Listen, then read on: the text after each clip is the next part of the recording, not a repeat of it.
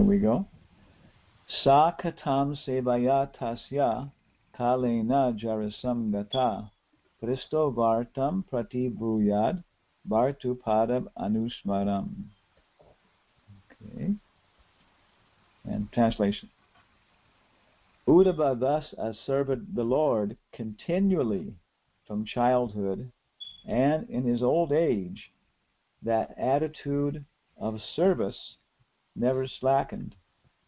As soon as he was asked about the message of the Lord, he at once remembered him. Please repeat. Uddhava thus served the Lord continually from childhood. Uddhava thus served the Lord continually from childhood. And in his old age, that attitude of service never slackened. And in his old age, that attitude of service never slackened. As soon as he was asked about the message of the Lord,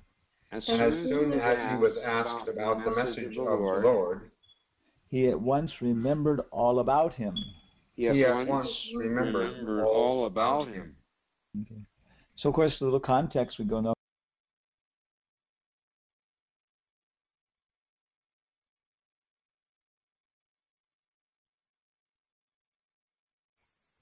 Yeah.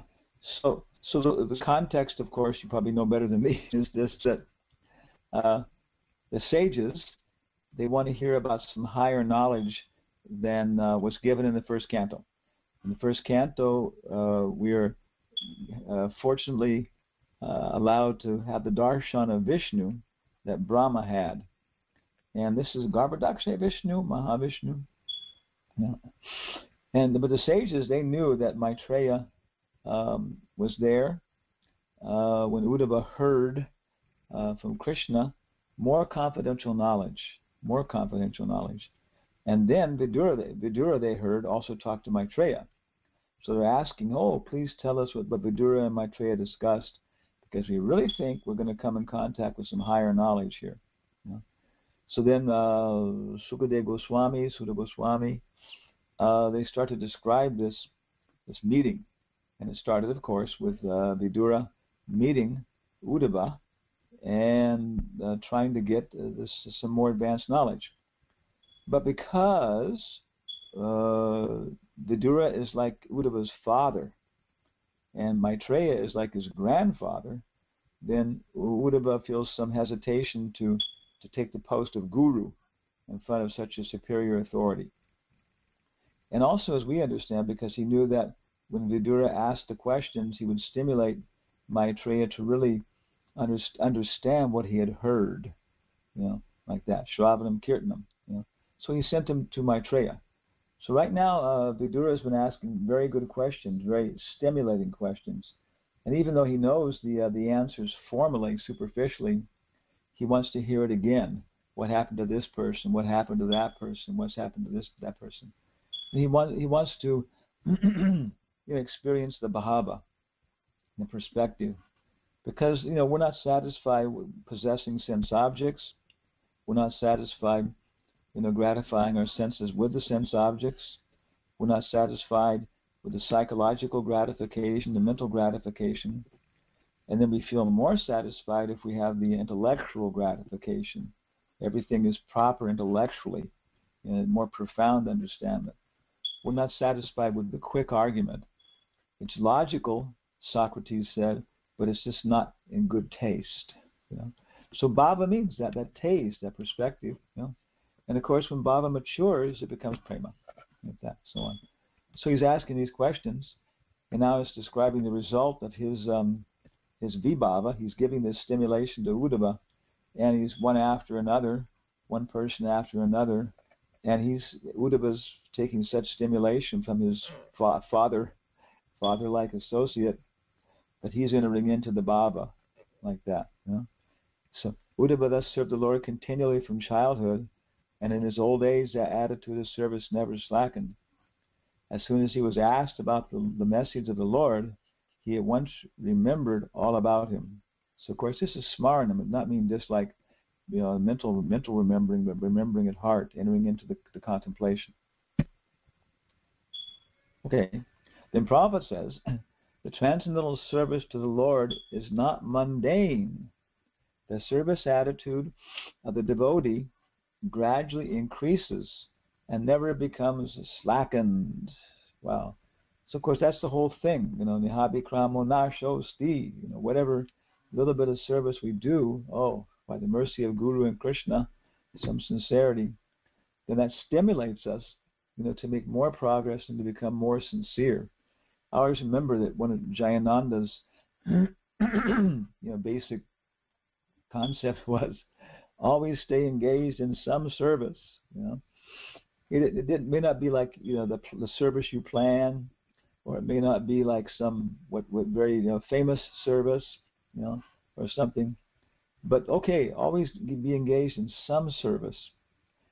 Help somebody move the tulsi plants off the roof, or answer the door to the temple when somebody's ringing.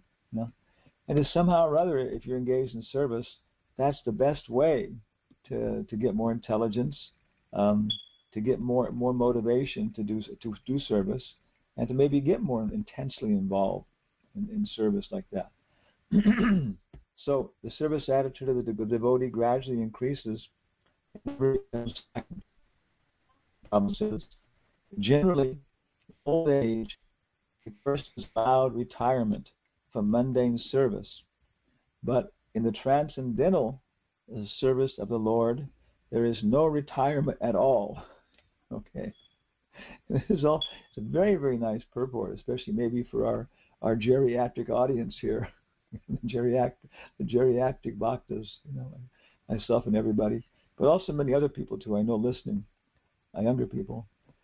Prabhupada says old age is a good friend to the devotee, because then you're really convinced your teeth are falling out, your memory is going away, your liver is not so hot anymore, and your address book every year gets a little bit smaller, like that.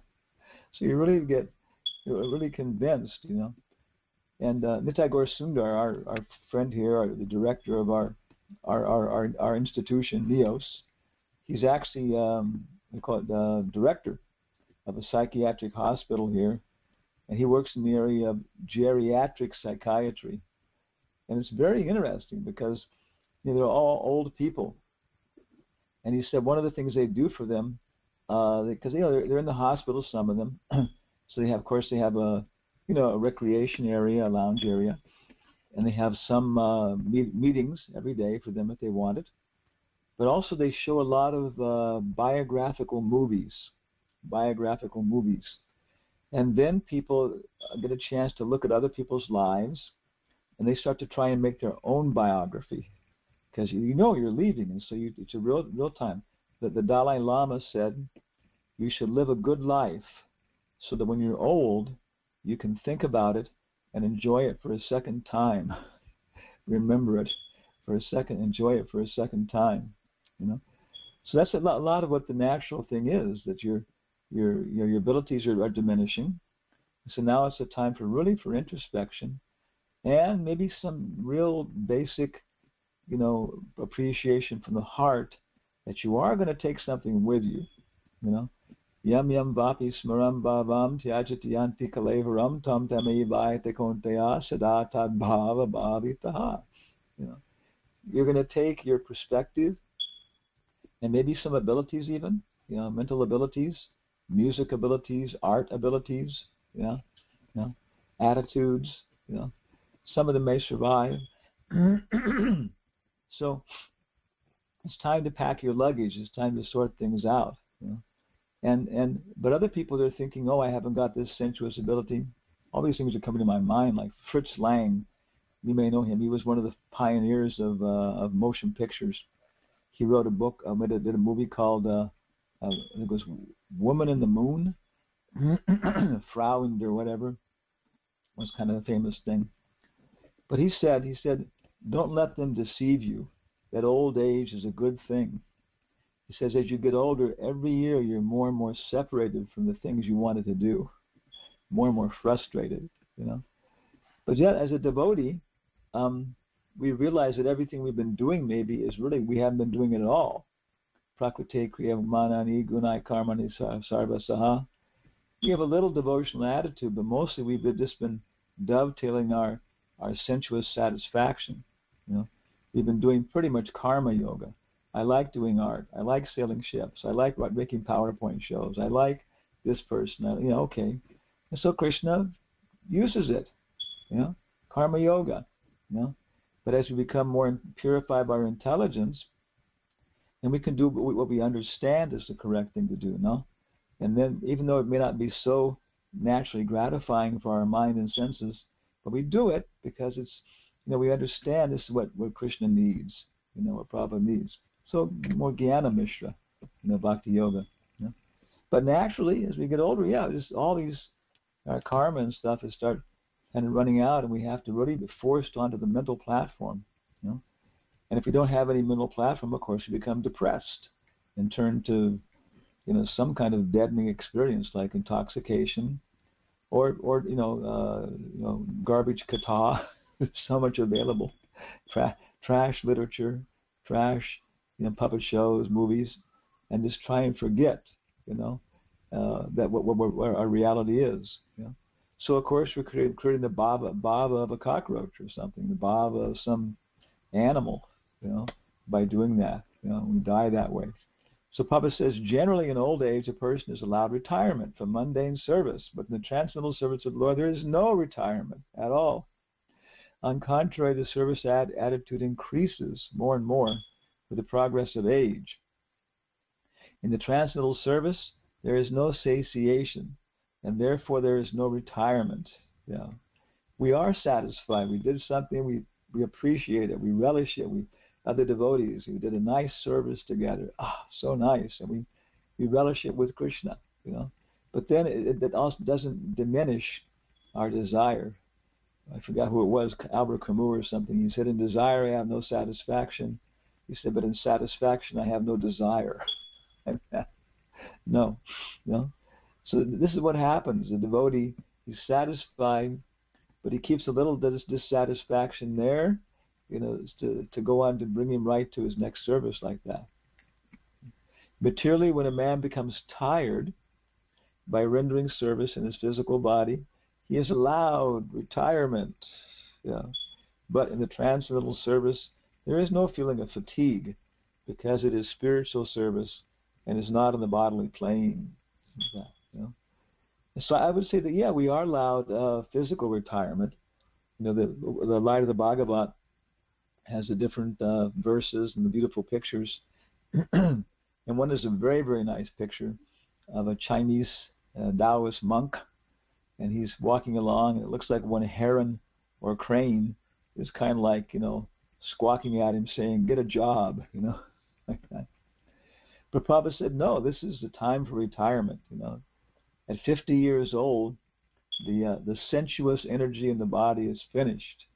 And maybe we can push it to 55. But then we should start, what is it, until 30 years old or something? You can run on the field, kick the ball, scream and yell.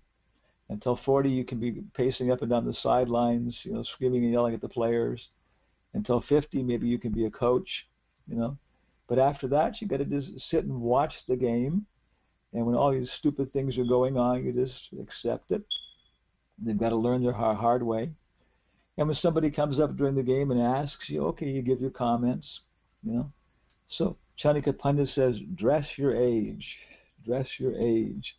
So we learn to act our age, So past 50, past 60, our contribution is going to be more like perspective, experience, And still, you can do some things, and actually even you see devotee learns how to manipulate his senses.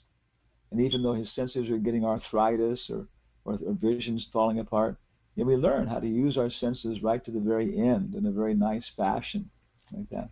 Of course, Prabhupada is a supreme example of this. Even right to the very end, he was using his senses to do his service in the most elevated way like that. So we can die, but let's die a harmonious death, so that everything goes out, with full efficiency. We don't die with our liver intact, and our heart failing. No, everything is used up to the maximum like that for a very nice service. And then we can go on into our next service, with a good attitude and use the tools better. So there's no retirement for a devotee, but there's a change in service. We are allowed to retire the senses. We should retire them. And we are allowed even to retire the mind so much. But we're not allowed to retire the intelligence. Rather, we should cultivate the intelligence, the intellect, the perspective, and again, motivate people by exemplary sensuous activities, exemplary, mental work like that. But it's not going to be the strong point of a devotee at this age. So let's go ahead here, see what else Prabhupada says about Uddhava. Service on the bodily plane, dwindles as the body grows older. Well, Prabhupada says the same thing. Service on the bodily plane dwindles as the body grows older. But the spirit is never old, and therefore on the spiritual plane, the service is never tiresome. So again, as we say is that we were going in the Brajmanda Parikrama many years, and you see many times there's just groups of maybe 3, 4, people like that. We see Babajis or something, and they're dressed in very some simple gumsha type cloth from the bottom, and maybe something over their shoulder, some cloth, maybe gray, a little bit older cloth, and their blanket rolled up in a sack with a rope to make a handle out of it over their shoulder. Some very old worn shoes, a kamandalu can, and a stick, and walking along together, And before they may have been, chief executive of some fantastic organization. They may have been a general in the army, where they could have sent people to their death in a single moment's notice. But now they've chosen to wander around the Braj. I was told something that every day the Brajabasis feed something like, 15,000 people or something. I don't know what it is. Every day there's people just doing madhukar all over Braja. And you get to know everybody, other people, and you meet somebody, and he says, "Oh, come with us. There's a nice festival in Garuda Govinda. Garuda Govinda is having their festival in that village this week." Oh, okay. And you by the camp by the side of the road at night to sit down and have a little water to handle your needs. In the morning, get up and move on, like that. And so you have no necessities. If Krishna feeds me, if there's madhukar, okay. If I will have some, veranda, eaves to sit under to keep out of the rain, okay. If I have, some companionship, okay. So then the existence on the sensuous platform naturally diminishes, and the mental platform, and even what's what they call even the buddhi platform, until one actually starts to reawaken his bhava, his real life on the spiritual platform. And so we already are, participating in spiritual activities. And of course, Braja is an embassy. It's a manifestation, Gokula, of the spiritual world. So if we're wandering around in Gokula, or wandering around even in Prabhupada's ISKCON temples, then what we're seeing externally is actually stimulating us, to see the internal reality. Everything here is just a projection of something which is real. And the three modes of nature make it seem real materially. But as we go, mamchayo biacharena bhakti yogena sevate sagunan samati jaitan brahma bhuyaya kalpate. And we automatically surpass the modes and begin to see how the projection is here. And of course, Krishna is projecting himself in this world in terms of effective preaching requirements and stuff. So again, our life ceases to be so much on what we're seeing and even what we're understanding, but more upon what Krishna is actually playing as Leela, like that. This is my understanding. Uddhava undoubtedly became old. But that does not mean that his spirit became old. Of course, Krishna was, 140 years old? So I guess Uddhava was also 140 years old. Uddhava undoubtedly became old, but that does not mean that his spirit became old. I guess if we're pushing this here, Uddhava would maybe 140 years old, and Vidura maybe is like 210 years old, and Maitreya maybe is like 260 years old or something. But Uddhava undoubtedly became old, but that does not mean that his spirit became old. His service attitude matured on the transcendental plane. His service attitude matured. How nice. Oh, how nice. On the transcendental plane. Wow. And therefore, as soon as he was questioned by Vidura about Lord Krishna, he at once remembered his Lord by reference to the context and forgot himself on the physical plane. So here's the Vibhava. Vidura is asking the right questions, and he gives a list of names, and so maybe he's seeing the reaction Uddhava has as he says the names, and even picking his list, or his list of names, his list of questions is actually changing in a dynamic fashion as he sees the reaction Uddhava is having. And he wants to get Uddhava on the platform, on a very high platform, maybe even higher than he can appreciate, like that. That is the sign of pure devotional service to the Lord, as will be explained later on, Lakshanam Bhakti Yogasya, etc., in Lord Kapila's instructions to his mother, Devahuti.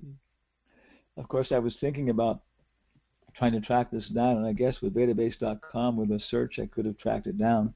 But the question is, why did Prabhupada put this in here? Of course, maybe it's in Vishwanath Chakravarti's commentary, or Bhaktisiddhanta, Bhaktivinoda Thakur are mentioning it. But the question is, why did they mention it? How do these different instructions and with Rupa Shiksha, Sanatan Shiksha, Devahuti Shiksha, how do they all fit together? I would say Srimad Bhagavatam is so incredible. It's so many prayers, so many different attitudes, perspectives, and that the Sanskrit is such a profound language to carry such subtle meanings. That even the acharyas like Bhaktisiddhanta Saraswati, as he's trying to put it together in different perspectives, much feel that he has to pick out one perspective, one attitude right now, and collect from Srimad Bhagavatam the necessary perspectives and stimulation for his audience. But Prabhupada's putting it in here. That is the sign of pure devotional service to the Lord, as will be explained later on in Lord Kapila's instructions to his mother. Lakshanam Bhakti Yogasya. And that is that one forgets oneself on the physical plane, and then is directly in contact. I remember one video when Prabhupada's talking to somebody in Los Angeles, sitting in the garden, and maybe some devotees here, they even actually were there, and the person is being a little bit argumentative. And so Prabhupada's sitting there, and he's kind of like talking to the guy and kind of like chiding him a little bit and kind of joking with him and explaining things. And then he kind of goes back, he chants a little bit, and maybe half closes his eyes and then comes back, and then the person says something else and he responds, and maybe so you can see Prabhupada he's just preaching, but he keeps going in and out of intense internal consciousness like that. So that the same way, Sridhar Maharaj made this point that there's two kinds of preachers. One is the Madhyamadikari, who by effort and everything else is getting in contact with the Uttamadikari position and can offer some perspective from that. So he's the one who's the other one is the one who's on the Uttamadikari platform, who comes down to the Madhyamadikari platform to reach out to people and see things, to see demons, to see devotees, to see friendly people, to see innocent people like that, and then be able to communicate like that, so on. So it was very nice remembering that the symptom definitely seemed to be there in Prabhupada. He was just chanting and taking himself back to internal consciousness, and then even it seemed like getting perspective on what to tell this person like that, so on. So pretty much, I think that's all of our realization for this particular verse, and I'm sure other people have even better comments to make. So any other comments or questions about Uddhava's ecstasy and the Prabhupada's purport? So Prabhupada ki jai. Maharaj, I looked up that verse that he was referring to.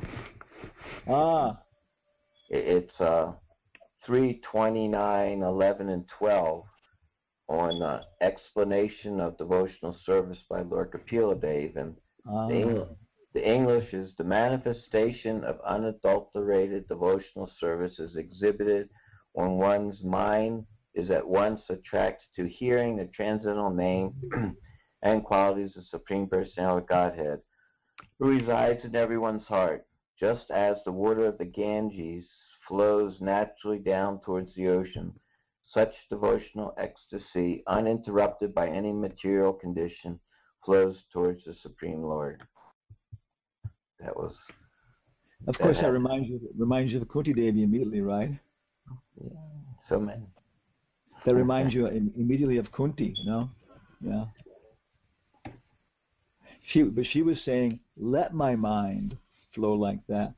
So at least she was manifesting herself as not being on that platform completely or something, whatever, but she's saying, let my mind flow to the lotus feet of Krishna like the Ganges flows uninterrupted. She says, O Lord of Madhu, as the Ganges forever flows towards the sea, let my attraction be constantly drawn unto you without being diverted to anyone else. Tvayimananya vishayamatir madhupate sakrit pratim ulvadhatata gange vogam udandati.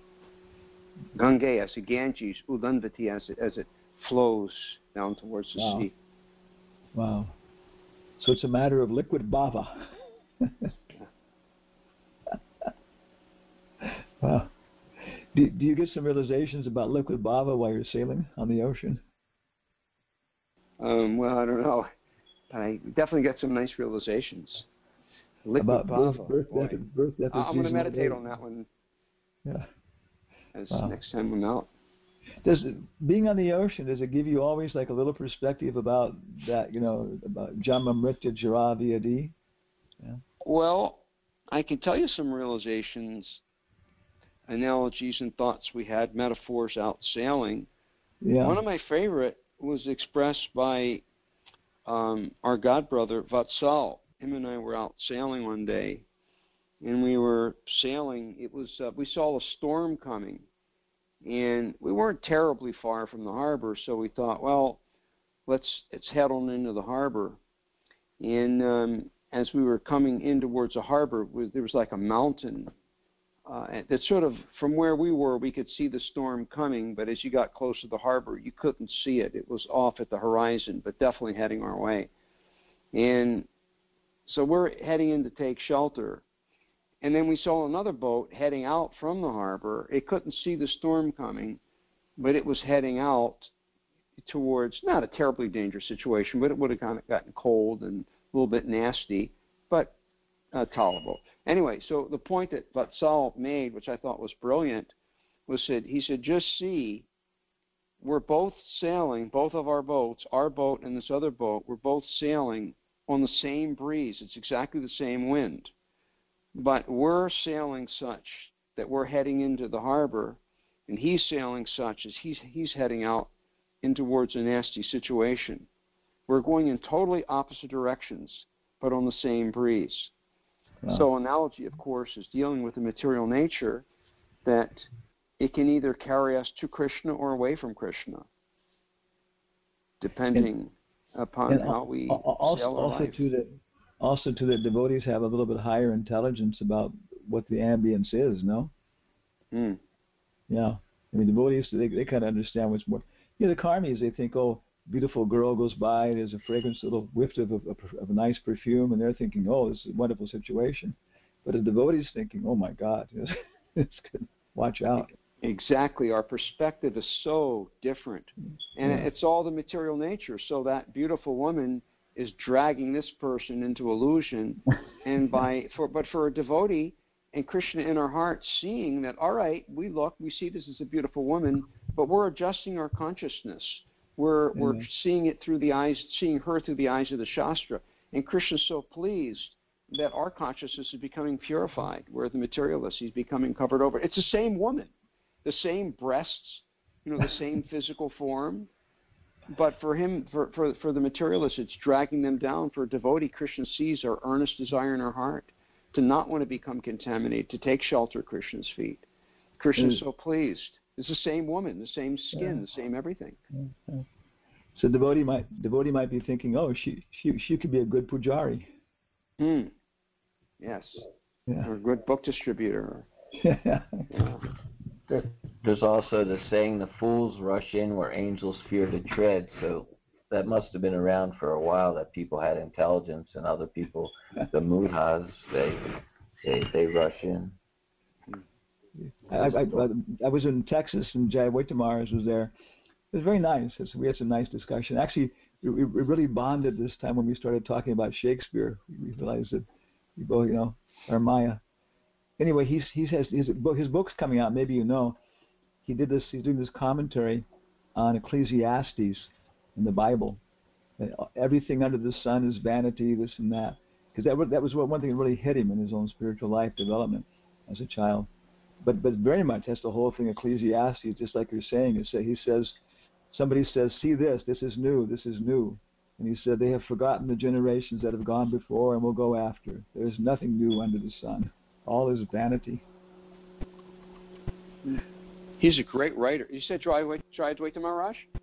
Yeah, he is. He puts enough flavor into it to keep it interesting, and some very nice to it like that. So it's been a very good book. I was looking through it like that. Yeah. And Ecclesiastes, of course, is it is. It's like I say, it's a really potent text like that. Yeah. Maharaj, this is Jaya Jagadish Das. Please accept my obeisances and thank you for your ongoing contribution to our Sangha. I guess we'll see you. We're going to be out in San Jose in last week in June. Will you be there? Oh, yes. I'll make sure to find you. Okay. So, I don't have a question per se, but our host Ramananda is in a situation where he can only whisper. So he wrote in the chat feature a question, and he says, I wasted my youth by not dedicating myself 100% to the service of the Lord. Now in old age, I find I have no power to convince those younger than me to not make the same mistake, waiting until old age to become Krishna conscious. It's very frustrating. What to do? Yeah. I think everybody experiences this, in their preaching, and it's not just a matter of like giving people, Gopi Bhava or something like that. It's so much. All these wisdom traditions say the same thing. If old age could do what youth knows, if old age could do what youth can do, and if youth could do what old age knows. And Mark Twain said the same thing. He said, life would be a lot easier if we were born at 80 years old and lived backwards. So on. So I think it's just a universal appreciation. Same thing, Plato? Plato said, one of my greatest happinesses in life is talking to old, experienced people, old, experienced men, and hearing about them, about different pathways that they've gone down that in the future I may have to go down, like that and so on. So I think it's just that there are some people, who are interested, and it's just that Maya's job is to create this illusion. Our job is to try and get the message out. And like it says, we're never going to feel fully satisfied that we got it out to everybody. But I would just say the basic principle is Yari Deki Tari Kaha Krishna Pradesh. We just, wherever we go, wherever we meet, whenever we have the opportunity, from our side, we try and keep ourselves really sharp, really purified, saturated with Vedic knowledge by good sadhana, and if we're more advanced, by Raganuga Bhakti, everything.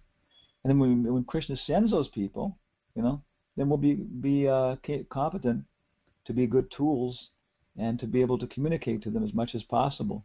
But on the other hand, all the acharyas are so much bhakti, even though everybody's feeling the same thing. That personally, I messed my life up, And he said, his songs he's lamenting like that. On the other hand, in terms of I wish I could communicate this more. So we shouldn't become frustrated and give up, but we should also be thinking, well, we did do something. Just the fact that you walk around as a devotee, if you walk around, all the old people around you are all miserable. It's going to influence your consciousness. Life is miserable, so let me just enjoy myself now, get a beer. But if you just walk around at 65 years old with gray hair, and you're kind of smiling and you're chanting whatever, then people look and they think, well, maybe there is something higher in life. So that's what I would say. Just go on with our process, our sadhana, and then be conscious that Krishna is sending people, and that don't become frustrated that we can't convert them 100% like this and that, but then do the best we can. And know that from his side, that Krishna is also doing a lot too. That's all I could say. Another point is that it's the age of Kali, and people who are genuinely have first-class intelligence, and just in brief, Prabhupada described that someone with first-class intelligence, you give him good instruction, he hears and he will follow.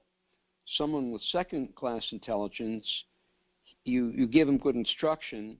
Well, he may not follow it right away, but when he doesn't follow it, he realizes from his mistake, oh, okay, now I understood what was meant, and then he learns. Someone with third-class intelligence, you give him instruction, and he doesn't follow that instruction and still never learns, even in spite of the fact he heard good instruction.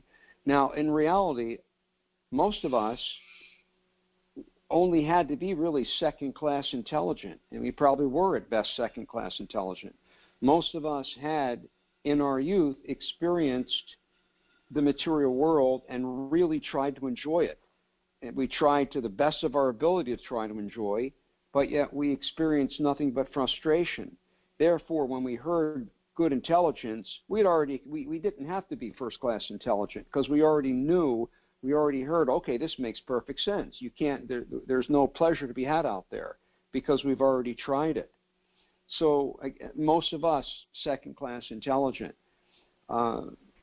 It's someone with first-class intelligence is quite rare. So at least we can give instruction, and they may not follow it in their early youth. But as they go through life, those things that we have said are going to be there in their heart. And then, like us, if they at least have second-class intelligence, that sometimes later in their life they're going to realize, oh yes, everything that I've heard, everything Ramananda Prabhu said, now I realize it, this is true. And then we can surrender. So we may not see that instant result, whereas we came kind of quickly because we were already burned out, most of us. One thing I've been preaching right now, and I'm preaching to somebody, it's an exchange of letters, he's an intellectual, he's an academic fellow, he's a professional, he's very successful, he has a very accommodating, intelligent wife, and John Maheshwarya Shruta Shribir, he actually is intelligent, and he actually thinks that he's enjoying, at least that's his first response, that actually he's enjoying all these things in the material world, And so I think sometimes when Prabhupada would deal with these people, that he actually would take time for him, if they have this John Maheshwarya Shruta Shribir, it would take time for him to work with them and finally get them down to the level where they actually could appreciate that they weren't happy. But that's another class of people that I think many of us, as I think as I'm relating to this guy, and I'm wondering, well, maybe this guy was just frustrated, and there are natural people who are happy and stuff like that. But that's what. Well, here's another point in that regard. I kind of fall into that category. When I met devotees, I really wasn't burned out. I was having pretty good karma, and life seemed pretty good. It's just if things could get better, that I was always open to that. But what really affected me was reading in Bhagavad Gita about karma. And Madan Mohan Prabhu gave me my first Bhagavad Gita. And when I read about karma, it really shocked me to think that, wait a minute, this is all going to, this good streak I'm running on is going to run out. It made perfect sense because I looked around me and I saw so many people that were suffering. And I never never yeah. understood why. Geez, everything's going great for me, but I realize it's temporary. It's going to run out, and I'm going to end up just where they were, and perhaps not even in a human form. So that really affected me, knowing that even though it seems good now, it's the party is going to come to an end. And so even if it's going to get better continuously, it's got to get better on some other platform. Yes. Yeah. Wow. That book, Reservoir of Pleasure, boy, did that ever appeal to me. Just the title. Reservoir of Pleasure, wow. Yeah, most people would be satisfied with 1 cup of it. Yeah. Yeah, an eyedropper full. But a reservoir, wow. Drop in the desert, yeah. I think it also, too, is just that, again, people, they think they're happy because the modern world, to be happy is actually a real tough situation. That's the advantage of Kali Yuga, you know. And so I think the people that are happy, it's really a real bubble situation. And Prabhupada, I remember he was talking to one young lawyer in Australia and stuff like that. And I think he was able to, was talking, sober fashion about this and that, and was able to bring him to a pretty good perspective pretty quick. That actually, right now I'm kind of thinking I'm happy, but yeah, Swamiji, on a broader sense, yeah, there's a lot of things I need to improve. And what's your message? It's true. We don't know what happiness, until we've heard from the message from the Acharya, we don't even know what happiness is. We were mistaking some, as Dhruva said, Kacham Vichindam. We were simply searching after broken glass, thinking that's pleasure. But then when we Api Divyaratnam, when we finally discover what the real gem is, divine love of Krishna, the eternal ecstasy in divine love that never, ever, ever, ever, ever, ever stops increasing, this Anandam Buddhivardhanam, then we get a whole new perspective of what pleasure is. Haribol. When Prabhupada was in Berkeley, I had so little, actually what physical association with Prabhupada. All my physical association comes from Jayananda, Hansaduda, who else, and like that, and Sup Damodar, what they said. But sometimes, so Prabhupada was in Berkeley, and I was a treasurer. I'd just been an initiated devotee. I hadn't even taken second initiation yet. And so somebody said, you have to come to Prabhupada's room. Yeah, you're the treasurer. Yeah, okay. So I went in there, and I don't think there was any tape recorder going at all, So Prabhupada was sitting there behind his desk, kind of leaned back in a comfortable situation. And there was, I think, Nitai, Brahmananda, and Jayatirtha. And everybody had a big stack of $20 bills in front of them, like that. And they said, okay, you got to count this also, then lock it in the safe, and so it can be deposited. So I sat there in front of Prabhupada, and for me it was like, being in front of death personified or something also, that Prabhupada would look at me and know all the stupidity in me and just, fry me to a crisp for all the things I deserved or something, So anyway, but I was also very happy to be there. So later I found out what it was, as far as I understand, is that this Prasadam Distribution International, this business had started thing in Laguna Beach or something. And Jayatirtha actually, he told Prabhupada, he said, Prabhupada, as far as the stories are, that these devotees are making money from selling drugs, And so this money is going to be some of their profit, like that, and so on. So do you still want to accept the donation?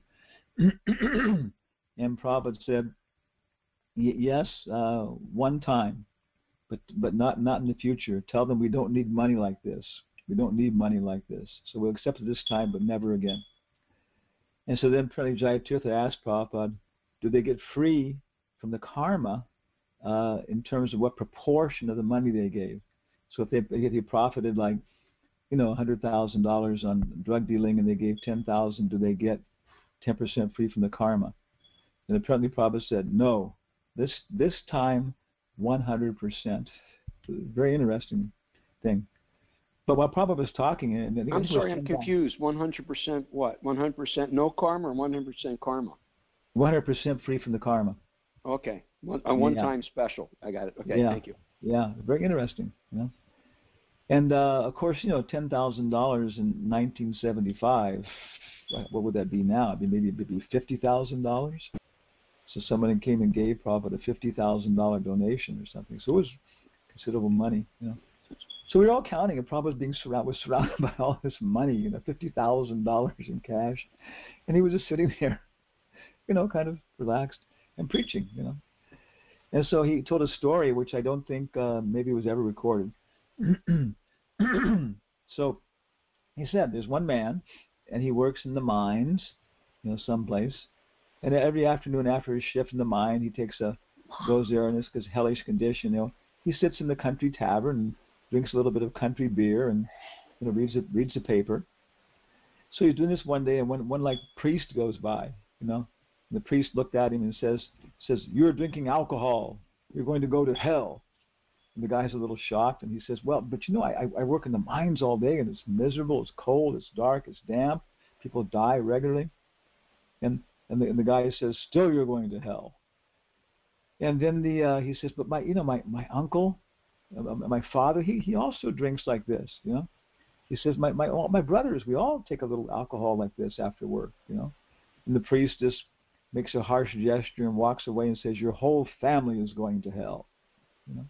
So Prabhupada said that the man is thinking about it, and he thinks, well, if all my family is going to be there, maybe it won't be so bad. So Prabhupada said, this is like you're saying exactly, this is the material world. We're looking around at us, and he's satisfied with this inferior pleasure. He's satisfied with this inferior pleasure. He's tolerating this suffering. He said, well, I guess that's all there is. So a very nice story, like illustrating this point that, until we hear the Bhagavatam, it's a fact too. That for me, the first book I got was the Krishna book, and everything. I very much satisfied, like you were saying, that the whole explanation was there of karma, different religions. That was one of the two things that really impressed me. That all the different philosophies I encountered, probably explained them and put this, devotional philosophy right in the foremost. And the second thing I remember was I was reading the book, and I was a vegetarian, trying this and that, trying to concentrate, and it said, like, Krishna chopped all these people in thousands of pieces, and all this blood was flowing, and Balaram came out and smashed them more, and more blood was flowing. And anybody who reads this story will never have any fear of this and that, and so on, So I read a lot of science fiction, but this was, just in terms of the story and everything else, the intensity was like unbelievable, And then beyond that, the author was obviously a very intelligent, sober person, But he was presenting it all like it was fact, So at some point I remember I was reading this, and my intelligence, my mind said, this is either the biggest lie I've ever read, or it's the absolute truth. So my intelligence said to my mind, it said, "Hey, buddy, if it's either the absolute truth or an absolute lie, in either case, it's absolute."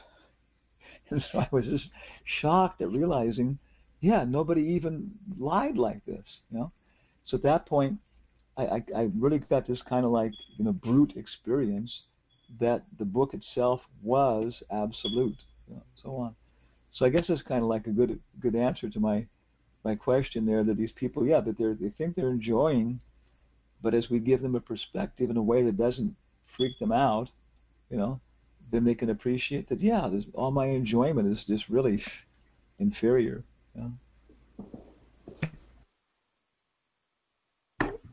Why don't you finish this story and say, how did he tell him why was hell bad? Because, he did tell him it's hot there, and so the mines are hot. You remember what he actually convinced them that was what they didn't have in hell? No, that was the end of the story. Prabhupada stopped the story there, that everybody, that's the material life, that everybody looks at everybody else, and there's no higher perspective like that, so everybody just tolerates the material world because they haven't got a higher taste.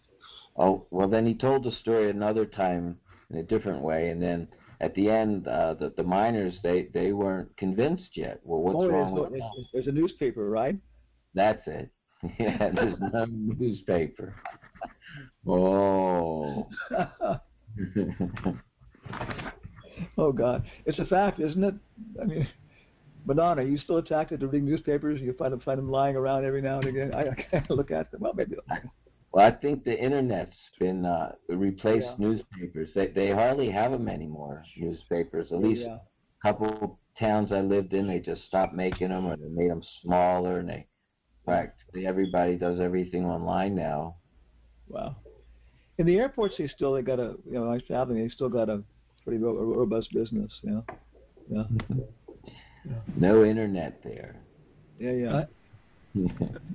Dandavats Maharaj. Hare Krishna. So my obeisances, sir. Okay, I heard, Rishabh Dev and some of the other devotees in Laguna Beach, when they gave this donation, and Prabhupada understood the circumstances of that donation. What I heard, one devotee told me, was that Prabhupada said, because you have given this to Krishna, there's no reaction for this money that you've gotten illegally. But because you've gotten the money like this, there's no benefit.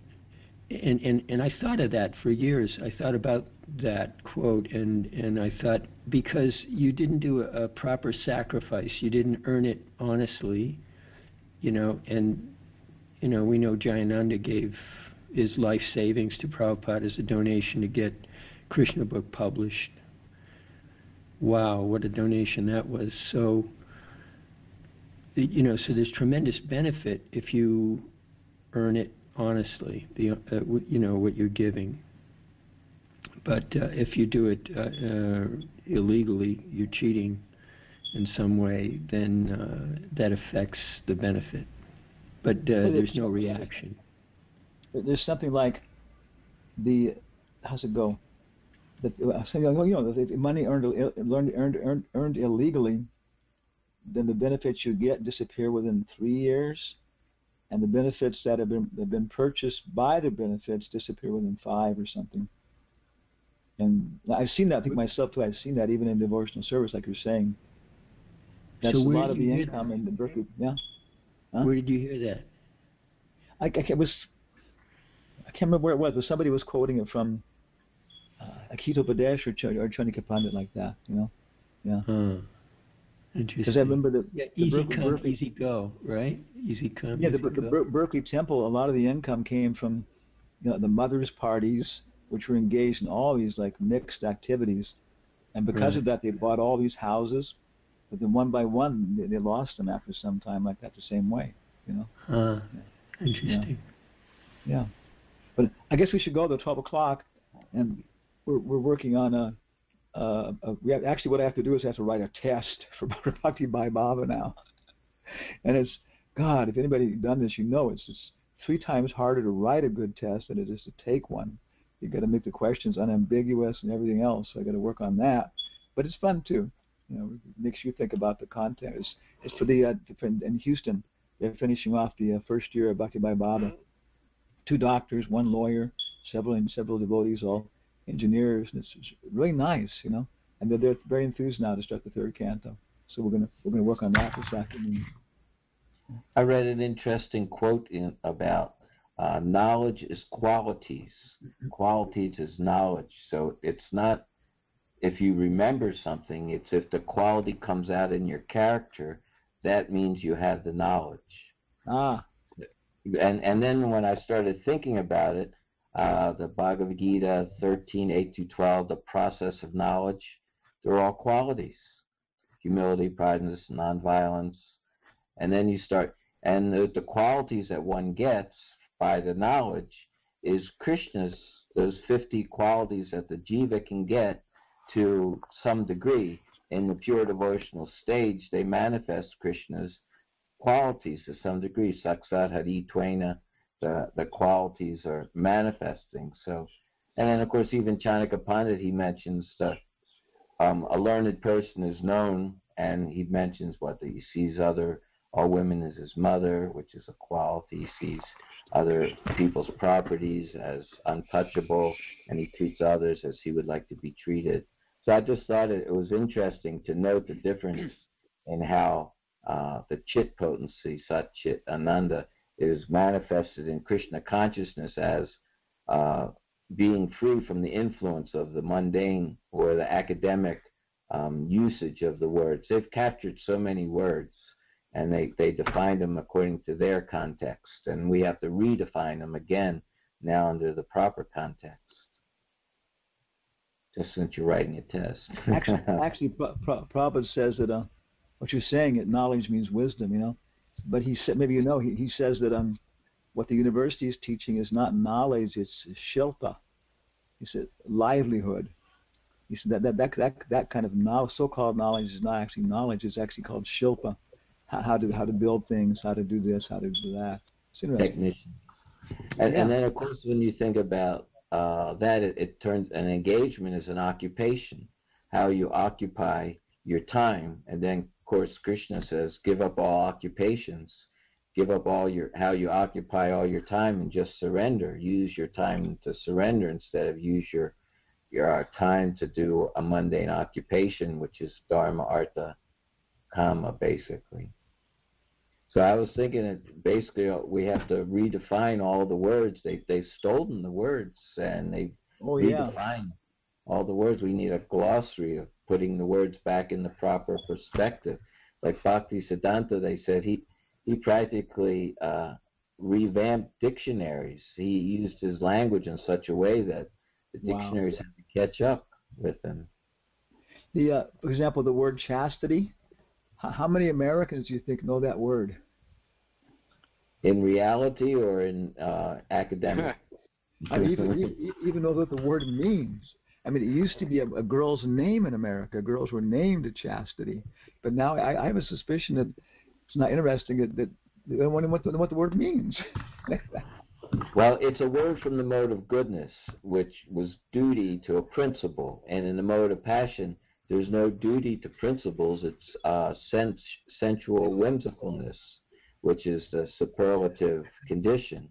Yeah. So when goodness goes away and duty goes away, all the principles that were related to duty and religion and a mode of goodness, they're all gone. Another word I didn't know until I became a devotee was auspicious. I didn't. Oh my God. I was a college graduate because nothing's auspicious in this world. In fact, one of the qualities of pure devotional service is the beginning of all auspiciousness. There's nothing auspicious in this world. So why would you even know the term? I didn't know that term until I was reading Prabhupada's books. One of the people we dealt with was the director of Rhys Jones. He was one of the three people in charge of drug abatement for the University of California Medical Center, working in that whole area. He was talking to Swarup Damodar Mars and myself. Mars was in devotional clothes. So a very nice person, but the same thing, he said there was just no contact. And so he said all this drug addiction is really a social and spiritual problem. So I noticed when he said the word spiritual, he had to like consciously form it in his mouth. It was like he just never used the word. Like that stuff. Spiritual. Maharaj, I had a question. Is knowledge considered a noun or a verb? Well, to know, the verb would be to know. It would be the noun, like that. But knowledge would, of course, be, I guess, would be like, a noun. Yeah. So it's always a noun. All right. Yeah, because it's interesting in the Bhagavad Gita you're quoting all those qualities are the qualities. It says, I count all of this to be knowledge, and the contrary to be ignorance. But what the context and everything else is, those are the qualities you need, or the method, and Prabhupada says in the purport, the method to acquire knowledge. So I don't know not even knowing. That's the thing about Sanskrit, the knowers, the knowingers. All these are the knowingers, and without these knowingers, everything else is an unknowinger. And then, of course, it mentions when you acquire that knowledge, that comes out as qualities. Just like the Brahmin, he's known by these qualities. He has knowledge. He's a Brahmin. Yeah. But what is knowledge? He has these qualities, and his qualities, that's how he occupies his time. He talks about He studies, he talks to other people about what he studied from the Vedas. By all the Vedas, Krishna is to be known. So he occupies his time in these qualities, which are the lawyers, to some degree, when they in their profession, they talk about this. Maybe you know this. They'll talk about somebody being a scholar and being a good this and that and stuff. But it's interesting, along with that within that law profession, there is some appreciation for personal qualities. Radhika was pointing out that the University of Florida, when they had their big promotional thing for they're in Gainesville, for the campus there, they had a big thing they were sending to all their alumni to show how good they were. He said it was all technical stuff. They didn't even glorify their liberal arts program, how in the literature, languages, history, that kind of things. And specifically among all their political accomplishments, their technical accomplishments, what they were so proud of was they were the first hospital to do a face transplant.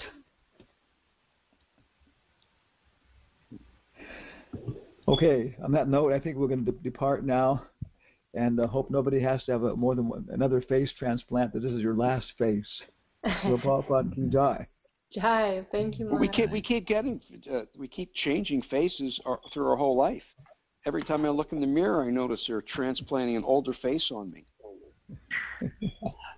One last thing. It says that if you're not a devotee, you have no good qualities. So I was thinking maybe those two are related, because the good qualities, those are actually Krishna's qualities, because when you're a devotee, then you're not on the mental platform. So how it is that they have no good qualities because they're on the mental platform? What's the opposite of the mental platform that gives you the good qualities?